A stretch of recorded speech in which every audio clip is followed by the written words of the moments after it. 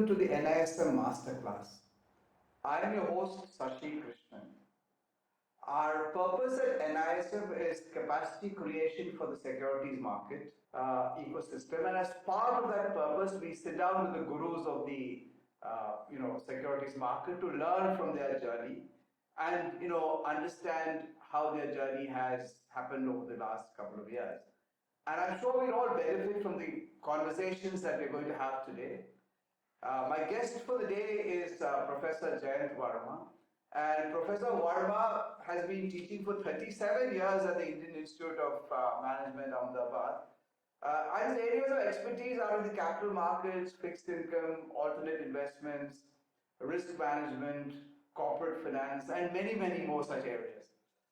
But I think beyond academics, professors' contribution to driving policy change in the financial ecosystem has been immense. And not only has Professor Varma been on several committees, both the Ministry of Finance and on many of the regulators like SEBI and the Reserve Bank of India, he was also the external member on the RBI's Monetary Policy Committee from 2020 to 2024. And he was a full-time member of the Securities and Exchange Board of India also. And therefore, he's been on a number of policy committees. And welcome to this masterclass session, Professor Varma. And many of your recommendations have transformed the financial sector, if I may use that way. So not only have you been, as Gen Z would say, a rock star finance professor, but you've also, sort of done a lot to transform the financial sector. And at the outset, I think I would like to discuss, some of those reforms that have happened in the financial sector and, a role that many of these recommendations have played. And then move on to, some of the, current issues and, the things that we need to take into consideration while looking at the securities market. So let me start with the equity derivatives market. And somewhere in 1997, you chaired a committee that reviewed the carry forward system. And that was, I think, following the 1995 GS Patel committee, right? Which was, I think, a seminal report that GS Patel had put out. And then in 2001, again, there was a working group that was set up, which I think you were part of, which, talked about banning Badla. And for people who come from that age, Badla was a very big thing at that point of time. Both the Vyaj Badla and the Unda Badla that was there at that point of time. And I think this working group actually made two big suggestions. One is that the cash market must be a pure rolling settlement market. And two, a complete set of derivative products on the index and on individual stocks should be introduced. And I think this changed the character of the Indian securities market, for times to come. I mean, it was one of those seminal changes that happened where we then went into a rolling cash settlement and, a derivatives market developed in this country. So I'd like to have your views on, from those days onwards, from what you saw in those days to where the markets are today, how you seen this journey? Yeah, that was a very interesting period, and this Badla issue was extremely controversial. I think basically there were different groups at that time. There was a group which said that this Badla is an antiquated thing and we should just abolish it, and stopped there. There was a different group of people who said that Badla is useful and it has hedging properties and things of that kind. And there was a third group which said that look, Badla might be useful, but derivatives are a better way to do that. Whatever Badla can do, derivatives can do. Derivatives are a more modern product, much cleaner, and unlike Badla, which is a mishmash of cash and derivatives. Here you have a very clean separation. That's the cash market is where you do investments and you get delivery and so on. The derivatives market is where you do your hedging and speculation or whatever. Right. So I think I belonged to that last group which said that what we should really do is to replace Badla with derivative. right? Just going ahead and doing an outright ban of Badla without thinking about what will take its place will leave the market wounded. And it took several years for that thinking to get crystallized. And I think I was fortunate that finally that view was what prevailed. And so we had in 2000 we had the derivatives market being launched, and within months after that we could abolish Badla and so on. Of course, the thing which hastened the demise of Badla that was also the period where there were some settlement issues at the Kolkata Stock Exchange. And, the problems of Badla became very obvious there.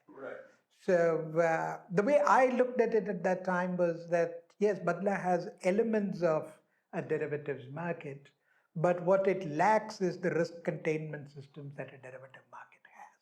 Derivative markets are very stringent, mark to market, margins, position limits, and so on. And you try to do a quasi derivative market without any of this. Right. That's a prescription for disaster. So let me interrupt you out here. Do you think that in hindsight that you let a genie out of the bottle? Because if you look at the derivative market turnover today, it greatly exceeds the cash market turnover. Equity derivatives I think now account for 99% of the total market volumes. And the daily option premium is close to something like 60,000 crores. And more importantly, if you look at the 2024 numbers, 77% of that 138 lakh crores of derivative trading that happened is from very small retail investors, and there are studies to show that retail investors are losing money in the derivatives market. Just a thought. I mean, did we let a genie out of the bottle? Well, I think globally, if you look at successful derivative markets, they usually trade something like 5 times what the spot market trades. Right. So derivatives being well in excess of spot is quite the norm. That is the purpose of derivatives, because what derivatives do is they provide enormously greater liquidity, and they provide leverage, they relax short selling constraints and so on. And globally, we have evidence that when you get a new piece of information, the information is first absorbed in the derivatives market, and from derivatives it flows to spot. Right. So, people talk about it as the tail wagging the dog and so on. Right. But that is how it is globally. Right. That information always gets into the most liquid market. That's where all the action happens. Right. All the action happens in the derivatives market, and the spot market just takes its clues from there. That's what happens worldwide. Now, what has happened in India, it has gone far beyond that 5:1 or 10:1, which right. might be, the kind of norm. Right. And part of it, the elephant in the room is the securities transaction tax. Right.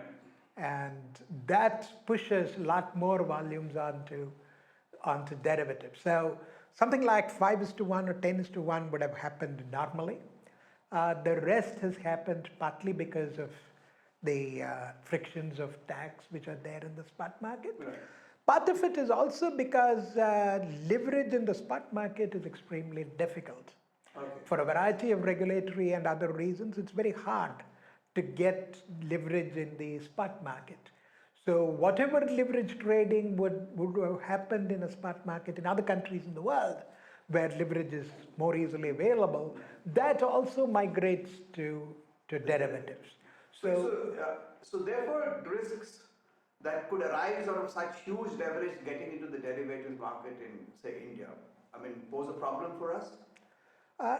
The job of the risk containment system is to prevent that from happening. Right. What the risk management system does is to put a lid on the leverage. Right. Leverage is fine, but the leverage should be such that when the market makes a violent move, right. you still have enough capital of yours to absorb that loss. The loss should not fall on the exchange or on the broker or anybody else. The loss should fall on the trader. Right. So the margins have to be calibrated to ensure that even when you get a once in a decade kind of shock, the margins would absorb that, and therefore it does not create, a solvency So have you crisis. seen any examples of this shock in say markets like Korea and China? They also went to very similar kind of situations like what we are going through. So did we see those markets seeing any kind of shock? Well, I think Korea is in many ways the closest peer for us. Right.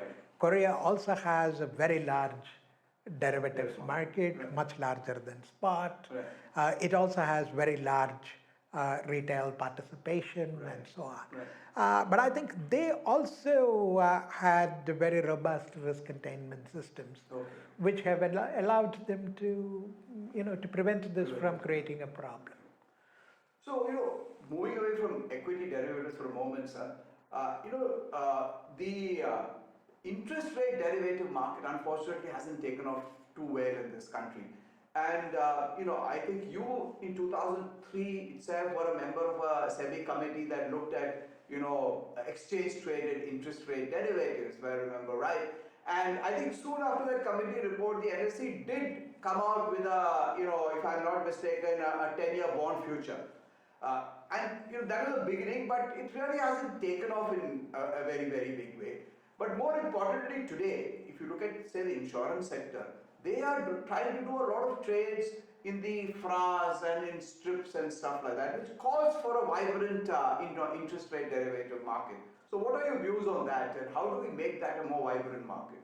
One of the funny things that one observes in Indian markets, at least in the capital market, is that all these markets have been built by retail. We do not have any market which the institutions built and then the retail joined the bandwagon. It has always been that retail built the market and institutions joined their bandwagon.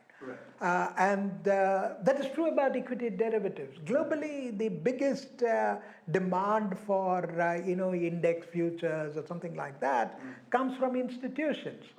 And one would have thought that they would be the people who would build the derivatives market for others to use. But that's not what happened in India. What happened in India was that retail built that market, created the liquidity. Institutions kept saying there's no liquidity, so I would not trade. And retail built the liquidity and then they started trading. So there's something that you mentioned earlier, that much of the volume comes from retail. Right. This is something here which I think Indian institutions have failed. Right. I'm sorry to use a strong word there, but they have failed to contribute to market development. Okay. Big institutions, in my view, have a role to play. That when you're creating a new market, somebody has to bell the cat, Correct. right? So somebody has to do the first trade. Yeah. You need to have market makers. Markets don't get made. Yes. So institutions have never played that role. Okay. And it is amazing that even even very big institutions, even public sector institutions, right? One would expect them to do that. So but if I yes, may interrupt you, sir, why do you think this happened? Is it because of a lack of understanding of these markets? Is it the fact that they wanted proof of concept before they actually got into doing these markets? What is the reason that institutions don't get into any of these new ideas? whenever there is a new market, I think the institutions are always asking themselves, is this a legitimate activity? What would my regulator think? Would they think I'm a speculator and I'm doing some mischief here and so on? And they would like somebody else to have legitimized that market. Somebody else has to throw the Ganga Jal on that and say, yes, this is a legitimate activity. And in India, I think it is the retail which has done that. because they have nobody to answer to. So coming back to interest rate derivatives, that's why you think it hasn't taken off, because the retail guy really can't get into that market. Yes, and the retail guy does not have such strong exposure. I think, but having said that, I also think that today, if one were to launch interest rate derivatives in a, in a sensible way, which is also retail friendly, it would take off because today, unlike what was the case 20 years ago, there is an enormous amount of interest rate risk sitting on household balance sheets, which is the floating rate home loan. Right, exactly. Right? And that's a huge interest rate risk that is sitting on household balance sheets. And I think, therefore, today, if one were to offer a product which would allow retail to hedge that risk, and then retail might come in. And also, the other thing about markets is that, again, when I talked about distrust of markets, it's also really a distrust of speculators. We want a market in which there are only hedgers. Right. Now, the thing is, nowhere in the world do you have a market which is only for hedgers. Right. Because when the hedger comes in to hedge, who gives the liquidity to the market? The liquidity always comes from a speculator. Right. Because the hedger wants to get rid of the risk, the hedger is prepared to buy something even below its fair value. Right. Because for the hedger, you're not trying to earn a return on that. Right, exactly. Right? So when you take out fire insurance on your home, you don't worry that the insurance company is charging you a premium which is more than the objective probability that your house will get burnt. Right? You're prepared for peace of mind, you're prepared to do that. And which means that a speculator would see that as a return opportunity. Right. Here is somebody who's prepared to pay for hedging. Right. And if I take the opposite side of that, I'm going to earn a return. Right. Now, unless your market is also speculator friendly in that way, there wouldn't be liquidity. If there is no liquidity, the hedger would also not come in. Right. So I think here also, I think if we create a retail friendly interest rate derivative market, then I'm sure retail will build the market. And once retail builds the market, your insurance company will be very happy to free ride on what retail has built. So to carry forward, this idea which you put out right now. So you have a hedger who could be if you say the retail still wants to hedge his floating rate risk that he has on, say, his home loan. Where is the speculator? Yeah. So so how does any hedging work? Like I gave you this fire insurance on your home. Right. Let's say that the probability that there will be a fire in your house is 0.5% per year. Right. Okay? Insurance company comes and says that I will insure that risk and I will charge you 0.75% of premium. Right? Now, how does the insurance company make money on this? That if I sell 1 million policies, only 0.5% of them I will pay claims. I have collected 0.75% premium from all of them, which means it's a profitable business. Right? So the fact that the hedger is prepared to pay excess premium for hedging risk is what makes the opposite side profitable. Now that opposite side does not have to be an insurance company, it can be a speculator. Seeing that the risk of interest rates coming down is only 0.5%, this guy is prepared to pay 1% to cover that risk. And that guy says that, look, I'm going to make money. And steps in and does that. So you mean to say speculators will automatically come in the moment they see that money? Moment they see the money there. Exactly. And the challenge here is to make it sufficiently friendly that you would have lots of speculators competing for that. So if there is only one speculator, that guy may say, I want one. Prices will get distorted. Prices, yes. Competition will bring prices down to the point where you're earning a small spread over the fair value, and you're making money. The hedger is getting a good hedge at very close to fair value. Professor, we've seen explosive growth in the cash market also. We are now the fourth largest capital market in the world. We've got 150 million demat accounts. I mean, GDP, market cap to GDP is now 1.3 times. At some point of time, we were 0.8 if I remember. And all this explosive growth has come in the last 10 years or so. How do you see this growth trajectory? Is it something, can we keep up the momentum of this growth trajectory in the cash market? No, at 130% of GDP, I think we are, I don't see much room for further growth beyond that because usually when it goes much beyond that, that's usually a bubble that bursts. But what is possible definitely is to maintain at that level, and GDP is growing, right? And therefore the market will continue to grow. So it's not that the market cap will be stagnant, but it will probably grow as fast as. So when we get to that 30 trillion number, we could have a big yes, market cap of big 50 billion, 50 trillion. Yes, we could get there. We could get there. The big thing which has happened in the last, 10, maybe 15 years is the investment profile of people. From a nation of savings means fixed deposits to savings means mutual funds and equity. That transformation has happened. And that is what is feeding this very large flow, all the demat accounts, everything that you're seeing, is really that the new generation is very comfortable taking that risk and investing it in riskier assets. Part of it is also, I think, rising income levels. If you're close to subsistence level, you don't want to take risks with that money and put it in the equity market. You want that in very safe, liquid assets. But once your income has crossed the level where you say that, okay, if my investment drops 20%, I will not be starving. Then you are much more willing to take that risk and put money into equities.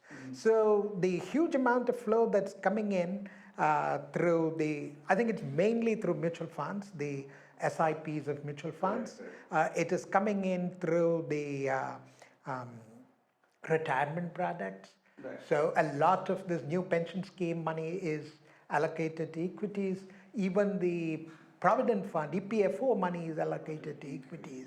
So all that is producing a huge flow of demand for stocks. And as the economy grows, we are seeing new supply of stocks as well. So remaining at around 100 to 150% of GDP, the market could keep growing with GDP. So to take off from what you last said, just two questions. One is that I know we see this big IPO boom. So is this frenzy feeding into this IPO boom? Or, the fact is that if you look at the last 8 months or so, we've seen 298 IPOs, many on the small board, but many on the main board also. Okay, and the total amount that has been raised is something like 1.4 trillion rupees. Some of it are obviously being sold down by venture capitalists and others who've put in initial money into these companies. But it is feeding into a frenzy where people feel that they will get left out if they don't get into this IPO market. So as much as it is an indication, as you said, of the fact that there is robust growth and the economy is opening up, it's also the fact that there is this feeling that if I don't get into this market now, I get left out. Yes, that is true. But one other thing that we need to keep in mind is that we also had, a couple of years of near IPO drought. Hardly any IPOs coming in, and there was that huge pent-up supply. People wanted to do an IPO and the market was not favorable. And then when the market becomes favorable, that entire backlog. So what we're seeing is sort of 4 years of IPOs being done in 2 years.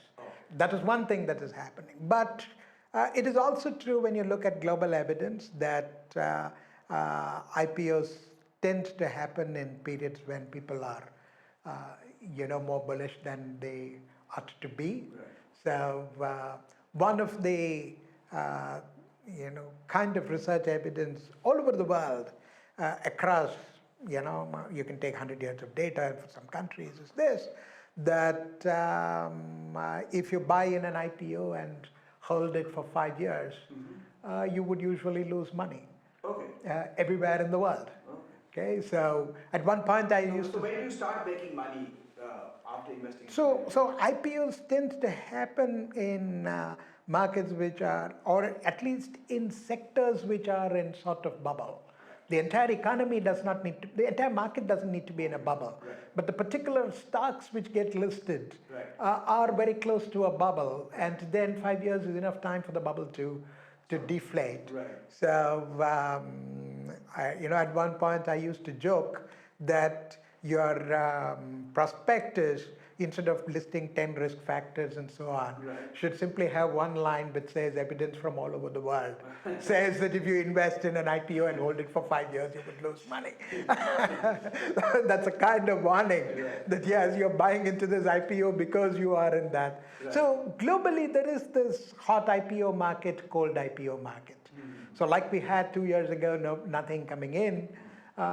You have periods where the market is not receptive to IPOs. Right. There are periods when it is receptive. That usually happens when there is an excessively rosy view of the world. That is true all over the world. So as a message to investors, do you actually say that if there is an IPO today and it's still a great company to be in, wait for 5 years and then enter into the IPO? Is that what you say? No, there is the other piece of evidence also that attempts to time the market usually fail. Right. It is true there are bubbles. It is true that bubbles burst, but it is very hard to get that timing right. Okay. Sometimes you think that it is a bubble, but then prices rise another 30%. Right. They may ultimately fall, but if you take the bubble too seriously, then you lose that 30% upside which was there. So it's very hard to time the market. So I have a second question out here, and that you said is about the way Indians have started allocating their capital. Yes. Now you said that is there enough evidence to suggest that people are allocating it out of physical assets into financial assets, and within financial assets out of fixed deposits into riskier assets? Is there evidence to suggest that? Because a lot of the data that's put out doesn't seem to suggest that that's happening in a very big way yet. Yes, we need to keep in mind that the investment in equity is growing massively off a very small base. So if you had a tripling amount in equities and that doubles or triples, it does not really amount to that much out of total savings. But having said that, I think the last year or so, the concern has been that bank deposits are not growing, that people who are putting money in bank deposits are now putting money into mutual funds and so on. So there is some evidence that that is happening. Okay. So while on the subject of financial sector reforms, I just wanted to talk about the insurance sector and the pension sector, because you did mention that insurance, pension are now becoming big investors into at least the equity markets, and obviously they've always been big investors in the bond markets and the government securities market. But you were part of the Vajpayee committee that made a whole set of recommendations, 32 recommendations if I read it right, on why the investment approach of the pension funds and the investment and the insurance funds need to be different for these markets to grow. And you did mention at one point of time these interest rate derivatives and how institutional investors need to come in. But most of them are still work in progress. So where do you think we should be really doing some big work in the insurance and pension sector, especially on the investment side and market facing side? I think insurance regulators need to take on board the fact that enormous amount of work has already happened on cleaning up the capital markets. The equity markets and the corporate bond market is now pretty well regulated. Okay? No regulation is perfect, right. but compared to what it used to be, we have a pretty well regulated market in all of this. And when these markets are very well developed, they become deep, they become liquid and well regulated. Then the rationale for keeping pension funds, insurance companies out of that market does not exist anymore. Okay. At a time where the markets were totally unregulated and were very shallow, Right. it would have made sense to say why should an insurance company get into such speculative investments? Right. But they have ceased to be speculative investments because of all the reforms that have happened Right. and the depth and liquidity that have come in. So I think adopting global kind of investment norms, insurance companies across the world Right. do invest both in equities and in corporate bonds. Right. I think the time has come for that. Okay. So if you look at the financial sector as a whole, there is the insurance sector, the pension sector, the asset management companies, the portfolio managers. Are they still, though a lot of the risks have already been addressed, as you rightly said, both on the market infrastructure level and in terms of the entire conduct of how the market functions, are there one or two, what you call areas where still work has to be done, which could sort of make these markets, a lot more safer? I think the biggest area is not so much on the market side, Okay. but on the mis-selling side. Okay. I think a lot of products are mis-sold of all kinds. Right. I think people are sold insurance policies that should never have been sold to them. People are sold loans which they should never be taking. The entire problem that we had of the lending apps and so on. Right. People being offered loans which they should never have been offered. People being, something that you mentioned earlier about people losing money on derivatives, people being, tempted to put money into derivatives when they should actually be buy and hold equity investors. So a lot of mis-selling is happening on a lot of these things. So what happened to buyer beware? I mean, because you have a investor who is not, let us say, fully informed or doesn't have access to full information, but it's still a buyer beware kind of market. So, the buyers need to then start thinking about why they should be buying the product, not merely the mis-selling part. That is true, but let's take a non-financial product. Okay. Would you be comfortable if all the medical shops in India ran on buyer beware? No. Right? So what you recognize there is that the typical buyer of a medicine is utterly ignorant of what medicine, Yeah, what goes into that? what goes into that medicine, what you should be careful about. Right. And the same thing is true about finance as well. Okay. That you and I probably understand a whole lot about financial products and can look after our interests well, but the vast majority of investors probably don't understand many of these products. So the need for the advertising, the selling to be a little closer to the truth. There will always be some puffery in advertising, but that puffery should not go beyond the point of totally misleading the investor.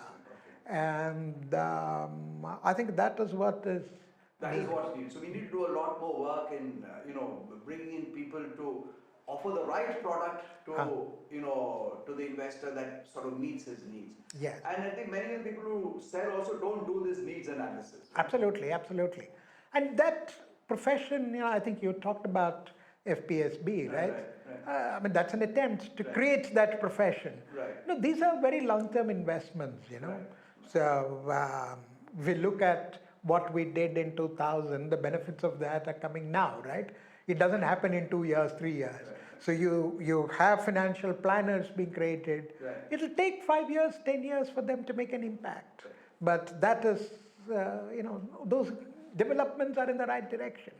So let me sort of ask you now to wear your professorial hat, right, from the policymaker hat, right? So, we as students of the market, we've been fed this efficient market hypothesis forever.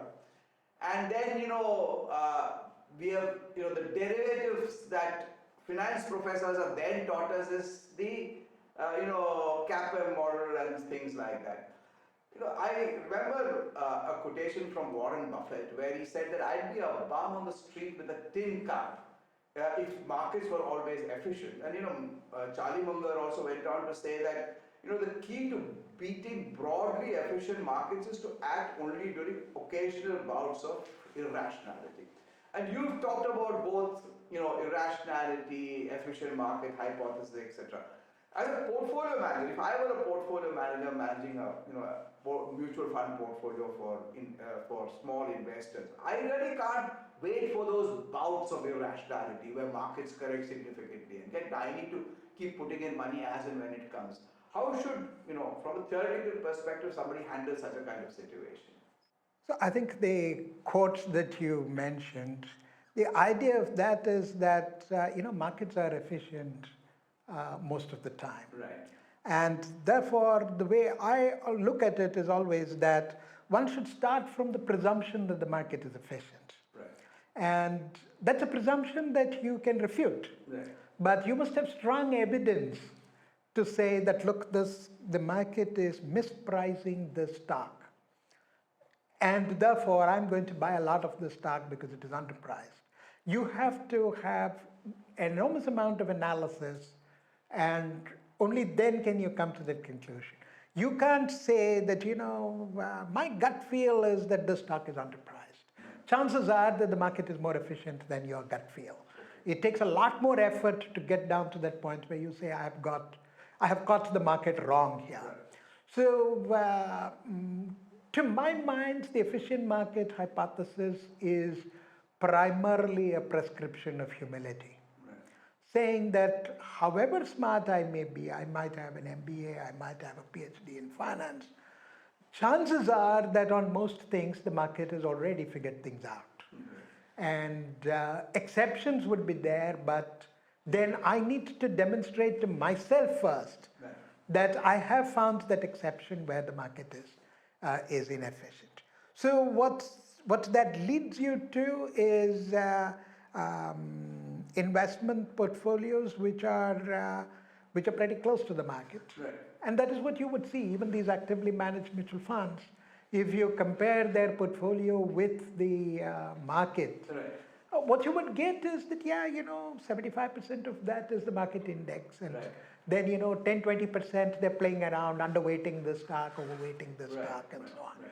So that is all that even a professional fund manager really is able to do. Right. So other than, track the index or more broadly, you mentioned the CAPM, you can go beyond that to Right. multi-factor models Right. and, three-factor models and Right. four-factor models and so Right. on. You can do that, which is also a kind of passive investment. Right. But the bulk of the portfolio is going to be passive. So, let me catch you on that, because you had at some point in time hypothesized that a portfolio that is long on low beta stocks and short on high beta stocks will significantly outperform the markets. Now, if this is the case, then how do I ever create a portfolio like that? Because there is an agency problem, right?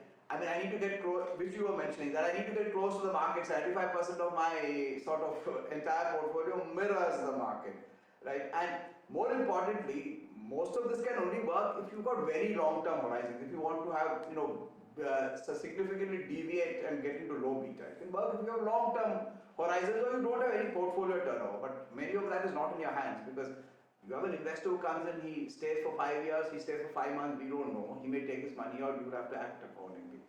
So, how do you then get into low beta stocks and create such portfolios if you really want to outperform? Because at the end of the day, as an investor, I'm looking for outperformance. No? Right. So again, if I start with the efficient market hypothesis, and I said that should be your default hypothesis. Correct. That is my default hypothesis, right. And then you look at a phenomenon like the low beta. Right. You ask yourself this question: how can this persist in an efficient market? Okay. And the logical answer to that is going to be that it persists because it is actually very difficult to implement. Okay. In theory, if I ask a computer to do it on last 25 years of data, the computer can do it and can show me that return. Right. If I have to do it in reality, in real time, I will find it extremely difficult. I will find periods in which this portfolio is doing very badly. chances are that I will give up at that point and dump it, and I will dump the portfolio exactly when it starts to make money. This is what is going to happen. That it is precisely because it is hard to implement. It requires long horizon, as you mentioned. More importantly, it requires enormous amount of discipline to stick to that strategy even when it is losing money in the short term. It's precisely because of this difficulty of implementation that such an anomaly can exist. If the anomaly were easy to exploit, it would long ago have been exploited. So this is what efficient market hypothesis teaches you. There must be a very big barrier to doing this. And of course, one big barrier if you want high return is you need leverage. The low beta stock would have a low return. If he wants to get the index return out of that, the only way to get that is to take that low beta stock and lever it up. And leverage is difficult. Leverage is difficult, discipline is difficult, long horizon is difficult. Therefore, very few people do it. And if you are among the people, so people have analyzed Warren Buffett's portfolio, and there is a bit of this. Low volatility, low beta is a significant part of his, it's a contributor to his return, lots of other things, value is also a contributor. But you need his discipline to be able to do that. And for 5 years, you people tell him that, look, you are living in the 19th century and you are not picking up today's glamorous stocks. And he has the ability to tune out of all of that and say, look, I have done my homework. So that's exactly my question. So where Warren Buffett can tune out of that, the fund manager of an asset management company can't tune out of that. Absolutely not. Absolutely not. So what you can do is, there are two things that you can do. One is that you can offer a fund which does exactly this. You tell the people that I'm going to invest only in low beta stocks. Okay? And this is the evidence for that. If you buy that, put it into it, invest in that and forget it, you will make money, and those who are willing to buy that will do that. That's one thing that you can do. The second thing that you can do is you have a portfolio which is 75% tracking the market, and 5-10% you do a little bit of this low beta.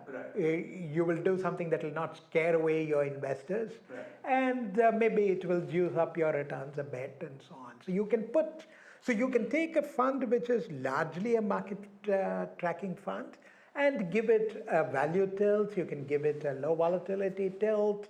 You can tilt your portfolio a little bit here and there. And you would broadly earn the market return, and you will earn little more over long horizons. So, just going back to what you said a few minutes back about, say, a multi-factor fund.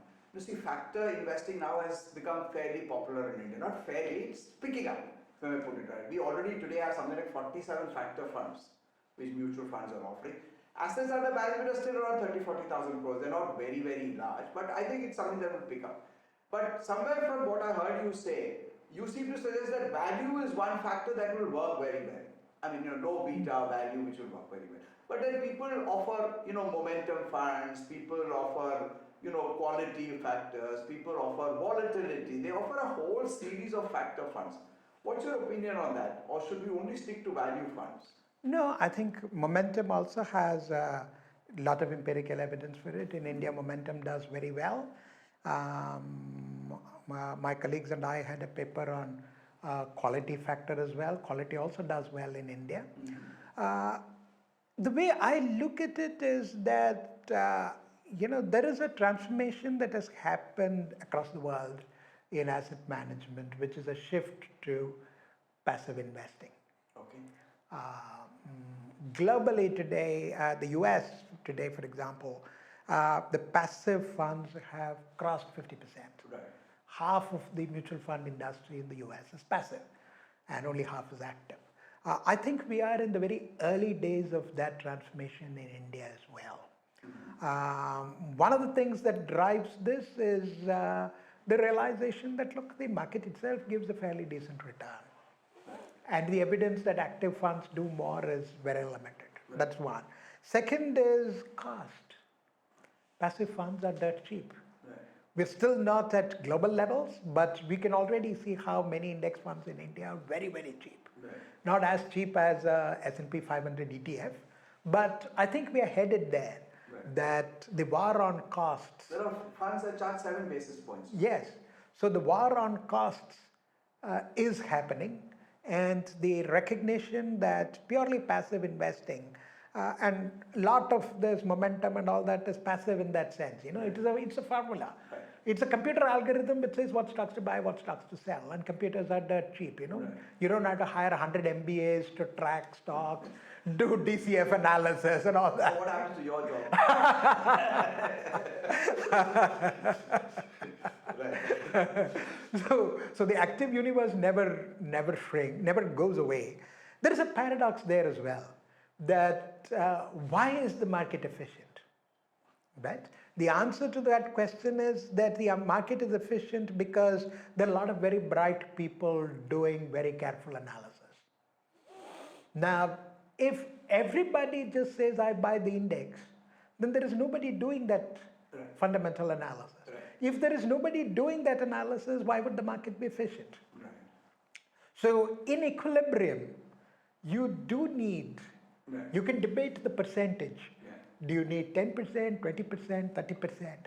But you need some percentage of investors who are going to do that hard work. Right. They do that because they believe they would be rewarded. Right. And that number would shrink to the point where only those who can do good work and get rewarded stay there. Correct. So the percentage of active can shrink, but it cannot go to zero. Right. Because if it goes to zero, the market ceases to be efficient. Correct. And then this entire passive investing, which was founded on efficient markets, Right. goes away. Goes away. So you cannot have a market which is 100% index funds, Right.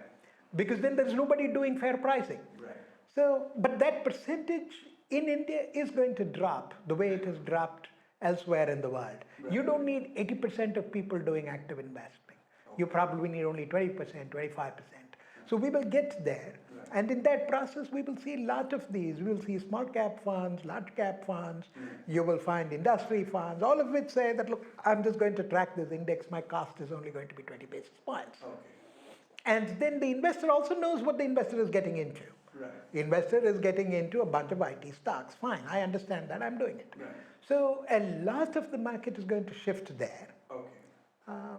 Which is a very interesting proposition, that you think that this equilibrium will automatically emerge in the Yes. market between the passives and the actives. You mentioned three points in the previous sort of conversation that we had. One was, you said, low transaction costs, because that comes out of the passive fund itself. The other is there is improved access to the market now. Absolutely. So anybody can access the market, sitting here or sitting, in the remotest village in this country. Now I can access the market. And third, earlier you had said that there are significantly lower risks because of better regulations, etc. Now, these three enablers have sort of made this ecosystem fairly robust. Now, what next? I mean, see, because we are now talking about the next stage, saying that can we move from T+1 to T+0, for example, or can we have IPO allocation happening in a shorter period of time? So at best, what we're trying to do is we're trying to use this technology to squeeze time or to squeeze costs, but beyond a point, I mean, you can't do very much more. So do you think there will be a point when, we will sort of, the technology will saturate? Well, it will, but I think there is some way to go. Okay. Some way to go before that. I think last month the US approved the first 24-hour stock exchange. Okay. It's going to run all 24 hours. Okay. So round the clock Right. trading. Because Gen Z doesn't sleep. Yes. Well, I think the way to look at it is that at any point of time, I used to say that if you walk around the campus here, at every point of time, somebody is awake. At 2 o'clock in the morning, there is somebody who thinks that that's the right time to trade. So you will get there and so on. And I think there is also... If I may interrupt out here, I think even in India, we had suggested that we increase market hours, but I think there was a lot of opposition to that, and many of the market, intermediaries felt that it was not really necessary. So if you look at this generation, the Gen Z and the millennials, a lot of them have now taken to investing into what I would call alternate assets like bitcoins and cryptos. I mean, beyond even what we traditionally believe are alternate assets. So, what do you make of this trend? That is one question that I had. I also had another question, because you've written a couple of papers in terms of how blockchain could potentially provide potentially new way to organize finance. So just a quick view on these two things. One is this move towards Bitcoin. Do you think that Bitcoin is something that is here to stay, especially with the new Trump administration now championing Bitcoin? And the fact that you could see a big revolution in the way finance is organized the moment blockchain becomes a lot more, let us say, acceptable. My view on this is that cryptocurrencies could have a role in your portfolio if it is low single digit percentages, uh, which is which is similar to the view that one would have about gold as well. Okay. Should there be gold in an investment portfolio? Yes, so long as it is 2%, 3%, 4%, it is fine. But if you have 50% of your investment in gold, then there is a problem. And the same thing would be my view about crypto as well. 1%, 2% in crypto is fine. But if all your wealth is in crypto, then that's probably an issue, because one thing that finance teaches us is diversification, and therefore one wants to diversify into as many asset classes as possible. And crypto, at the end of the day, is a very small asset class. It is much less than gold. So the allocation has to be small, but there are risks which crypto hedges, which is particularly the geopolitical kind of risk, because it is impossible to shut down crypto in the way you can, like what the US did to Russia's gold reserves. I mean, foreign dollar reserves, you can't do that to gold, you can't do that to crypto, right? So it is immune to certain kinds of geopolitical risks. And that would probably justify a 1% kind of, maybe 2% allocation to crypto, and to many other alternative assets as well. 1 or 2 or 3% to gold, and maybe a little bit to, and at higher wealth levels, probably lots of other things as well. You might have a small allocation to art and sculptures and so on. And you might have some allocation to commodities and to private equity, private credit, and so on. So that is fine, so long as it is not very large. That is fine. In terms of blockchain and yes, finance. blockchain. I think the biggest effect that it has had is a kind of demonstration effect, saying that, look, it is possible to run a global 24/7 payment system. Now, if you think about it, until Bitcoin came along, there wasn't any payment system that ran 24/7 globally. Now, India today runs a 24/7 RTGS, but that's in the post-crypto world. It was crypto which kept telling people, look, what rubbish are you talking that, we will run RTGS during business hours.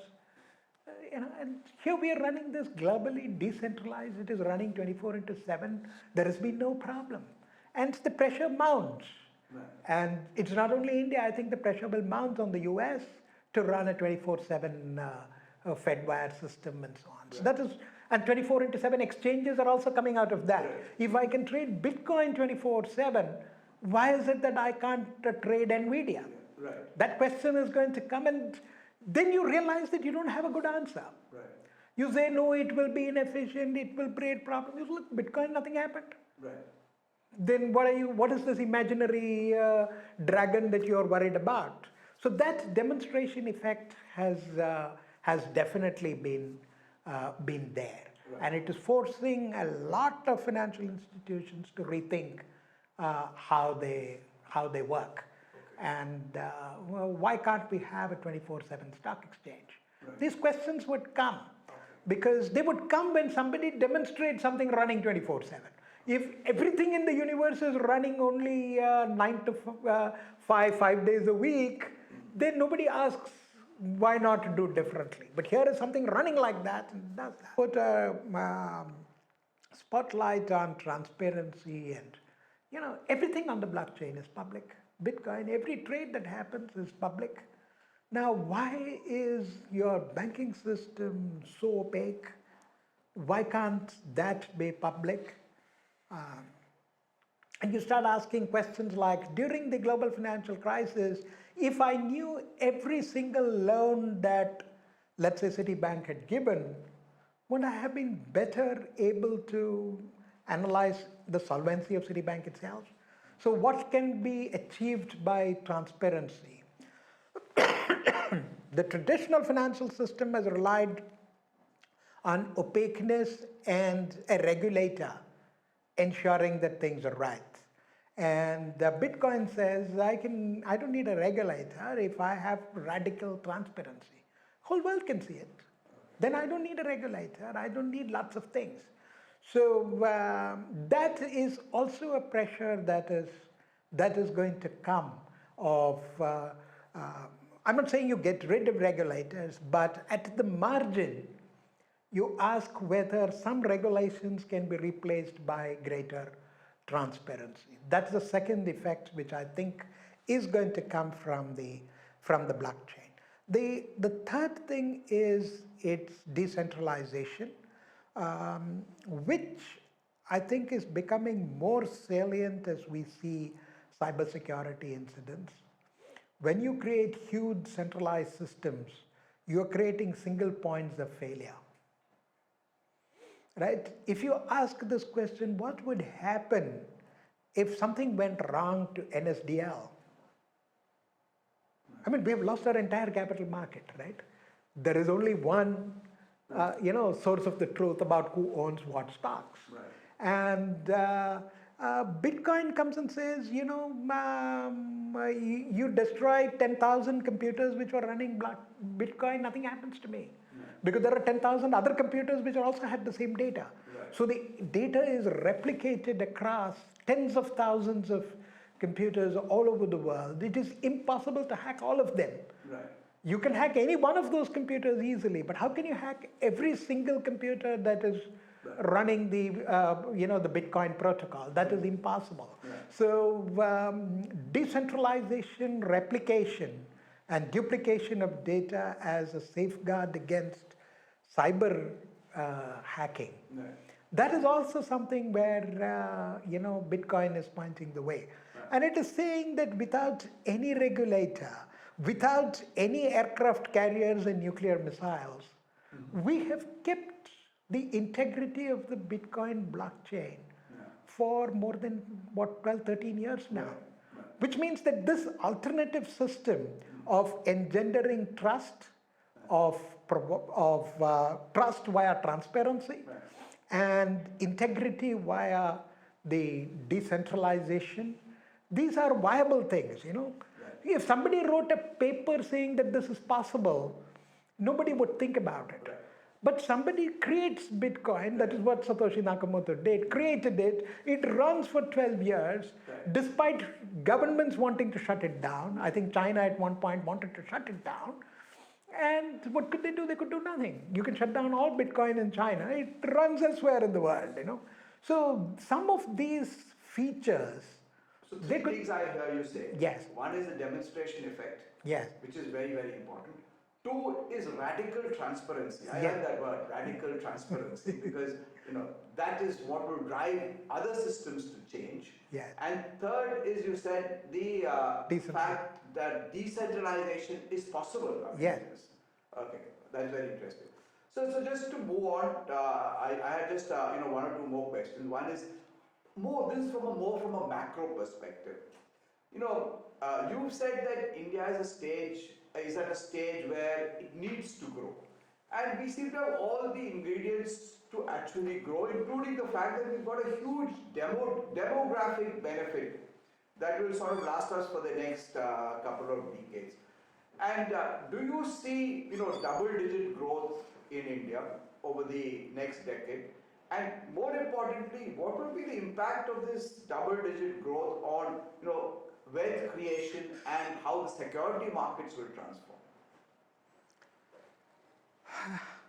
What I find most disturbing is uh, a lack of aspiration for that growth. You ask what is missing, and my answer is that the aspiration for double digit growth is not there. And aspiration is a little more than desire. I would like to grow at 20% is one thing, but I aspire for that means that I do something conscious to make that happen. Right. And I do not see that aspiration for double digit growth anywhere. I do not see it in the private corporate sector. I do not see it among policymakers and so on. Right. Maybe at the very top, there is a vision Right. that we want to be a 5 trillion economy by this, Yeah. which has some implied growth aspirations. But if you go to the executing line, this aspiration is simply not there. There is, I see a great deal of complacency. We are the fastest growing economy in the world. That's good enough. Right. Now, being better than everybody else is not good enough. Right. Now, if China had said, had stopped when they were growing, if they had said, at 7% or 8% will be the fastest growing economy in the world, and had been content with that, they would not be where they are today. Right. They went to 12% growth, Right. which was far above what was needed to be the largest, fastest growing economy. So you need that aspiration to, and then aspiration means you ask, if there is an obstacle to that, then we have to remove that obstacle. You have to set that as a tangible goal that we need to grow. In fact, I have been much more modest. I have been only saying, can we grow at 8%? Okay. And the pushback that I get, there are 10 reasons why India can't grow at 8%. Okay. And my answer is that there are 10 action points for you. Right. We know these 10 reasons, let's try and overcome. Let's overcome that. If we don't grow at 8% during the peak of our demographic dividend, then we are going to miss the bus. Right. I would like 10, but having encountered resistance at 8, Right. I am at least pushing for 8. Right. Right. And even there, I think there is too much complacency. There are valid arguments that the global environment is more hostile and so on. Right. But, China. But in your view, 8% to 10% is clearly something that is achievable if Yes. we do the right things. Yes. And that could take us to the next stage. But Absolutely. I also wanted to ask you, if we do grow at this 10%, which, if we put all the right building blocks in place, what does it, what implication does it have for, the entire wealth creation and, the securities market ecosystem? Do you see more people then sort of allocating to riskier assets, more people participating in the wealth creation process, greater parts of India becoming, let us say, more aspirational, more wealthy? Well, it depends upon how that growth is achieved. And I suspect that if we want to grow at 8 to 10%, there would probably be a need to foster some redistribution of income from the wealthy to the workforce. Right. So I would imagine that a key element to this would be a shift of factor incomes towards labor, Right. and less from profits to wages. Right. Would be a shift that might have to happen, a shift from the wealthy to the middle class to the Right. unless you can't growth at 8 to 10% creates incredible strains on the economy, and the only way you can sustain that is by taking everybody along. And taking everybody along means that the benefits of that growth have to be visible to the poorest sections of the society. Otherwise, your society will not do all the radical things that is needed to make this happen. So I suspect that a whole lot of income redistribution would happen. And it is perfectly possible that you get that without the capital market really being the beneficiary of that. Because if the wealth is, in the form of wages rather than profits, you won't see the stock market booming, right? It is not earnings, corporate earnings that are booming, but wage earnings of the worker that is booming. And it is that booming labor income that is going to give you the demand for those goods. People ask me the question, if it grows at 8%, where will the demand come from? The demand will be generated when you raise wages. So there will be a lot of things that will happen for 10% growth, 8 to 10% growth, but some of it might not be very may not directly rub off on the capital market. In the capital market ecosystem. Professor, I had one last question. While India has made fairly rapid strides in financial inclusion, so we invariably look at financial inclusion as the number of bank accounts that have been opened, and we think 78% of Indians over the age of 15 now have a bank account, and they are operational because of the Jan Dhan and all the direct benefit transfers, etc. But if you look beyond financial inclusion in terms of financial literacy, in terms of financial fluency, we still have a long way to go.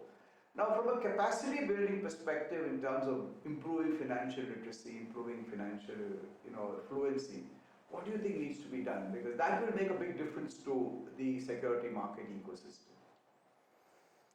There are two approaches that one can take.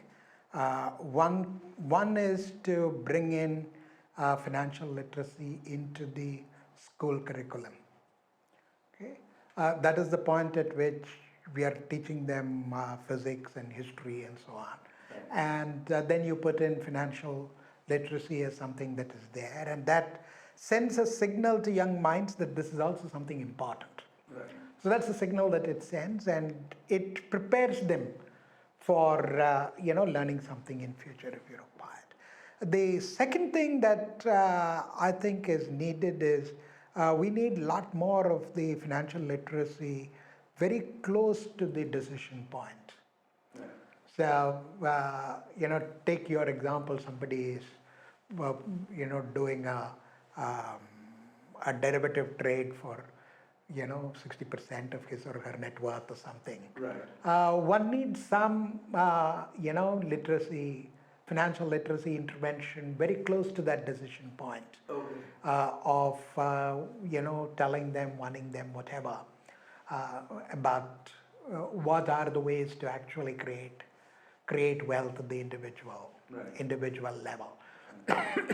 So the school thing is really talking about the basic principles of finance, and here we are talking really about nitty-gritty, talking about the range of products that are available, and so on. The word literacy also is sometimes misleading, because literacy suggests that it is an issue about knowledge. It is a cognitive problem, but probably 90% of financial literacy problems are not about knowledge or cognition. It is about attitudes and behavior. Okay. And changing that is more difficult. Right. And so you're talking about people need to reassess their relationship with money. Yes. Okay. And issues like what kind of savings rate should you have? Right. How much should you be willing to postpone your urge to consume? Right. Should I postpone that for 2 years? What is the benefit of doing that? Right. And the attitude behavior tends to be a lot more a function of the larger social ecosystem. We probably imbibe that in the family. right? Whatever financial values you have, you probably got from your It comes from from the your lives we have lived. yes, and it comes from your parents observing them. Right. They were the models, saying that look, you prioritize saving over that. Over investments. Yeah, over. Savings over investments. So you're still a saver. In the bottom of your heart, you're still a saver. Yeah, and prioritizing saving over consumption. Right. That let's not have that dinner party today. Let us, Right. bring up our savings to the minimum desired level. I doubt whether you can do that in the classroom. That happens more in social settings. Right. It happens in the family. It happens in the workplace. You look at your peers, and if your peers are all spending as if there is no tomorrow, Right. you're also going to end up there. Right. And but that is another very big challenge. Okay. Yeah, but I think these are challenges that can be sort of Yes, tackled, and they can I be think tackled. we could soon convert Ah. Indians from being savers to becoming investors. Yes. Thank you so much, Professor Varma. This has been a very fascinating sort of conversation. My pleasure.